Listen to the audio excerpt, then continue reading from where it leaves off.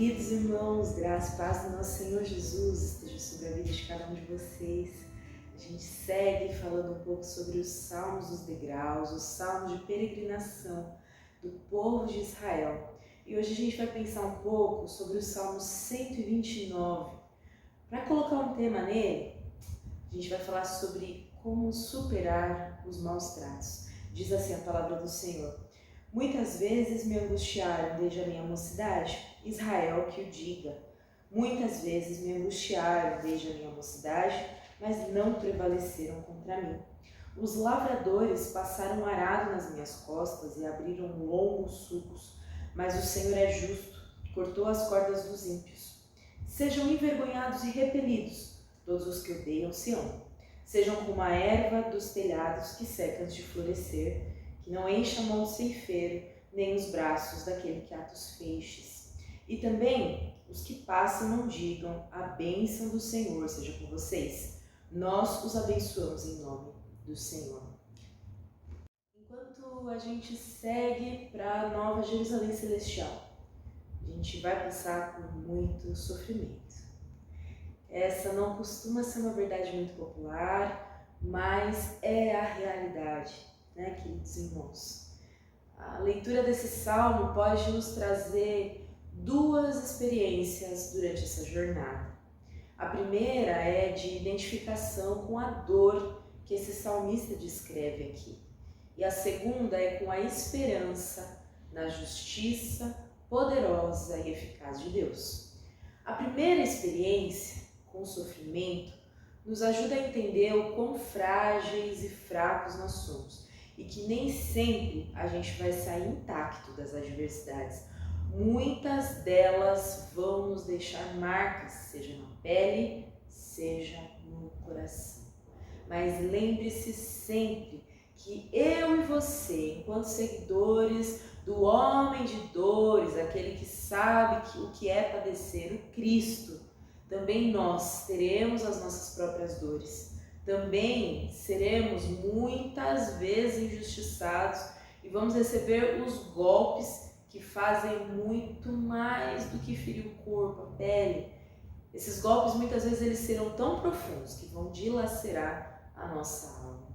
Talvez você esteja se sentindo assim nessa manhã, exatamente assim, marcado, ferido, dilacerado. A dor é tão forte às vezes que parece que a gente está passando um arado nas nossas costas e abrindo longos sulcos por ela. Essa é uma imagem dolorosa que o salmista passa para nós, não é mesmo? Mas aí vem a segunda experiência que esse salmo nos traz, a experiência com a justiça de Deus. Muitas vezes a gente tem dificuldade em absorver, em ler salmos como esse, Salmo 129. Às vezes a gente tem vontade até de pular algumas palavras do salmista.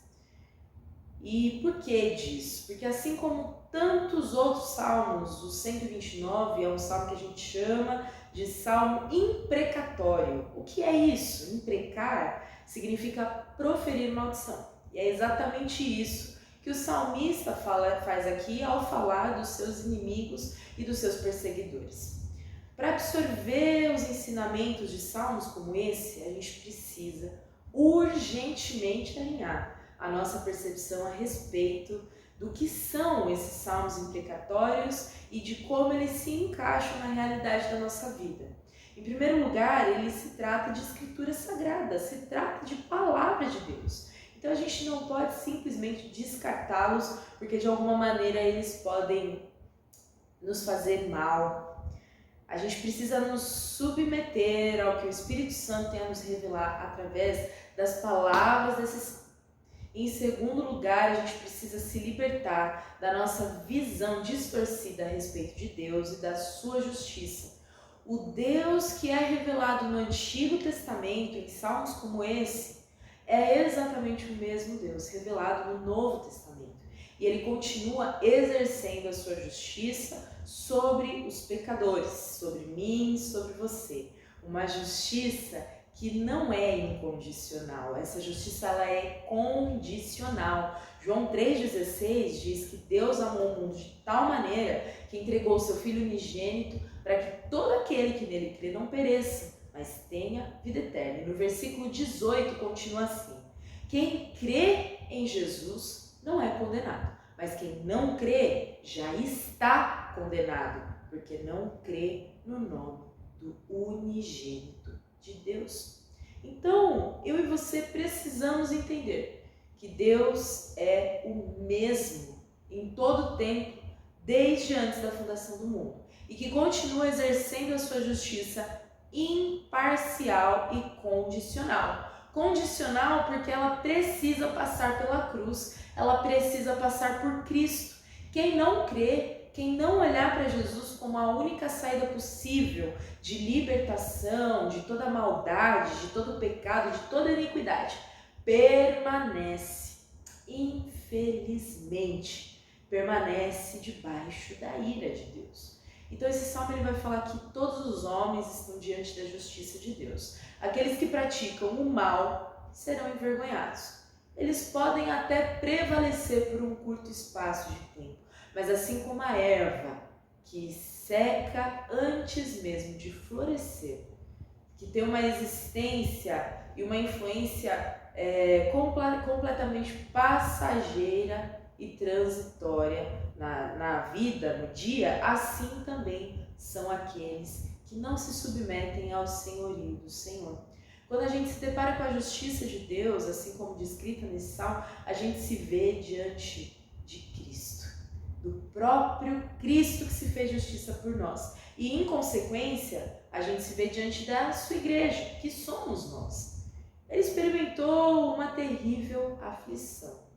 Cristo, o homem de dores, o servo sofredor, experimentou uma terrível aflição. Mas do mesmo modo que o salmista olha para Deus em busca de socorro e justiça, Cristo também olhou para Deus e entregou os seus inimigos ao juízo eterno de Deus. As costas dilaceradas de Cristo, assim como muitas vezes está a nossa alma dilacerada, destruída, quebrada, a dor e o sofrimento nos ensinam a enxergar além do presente, por algo que está por vir e que é muito mais excelente do que qualquer bem que a gente possa receber nessa vida.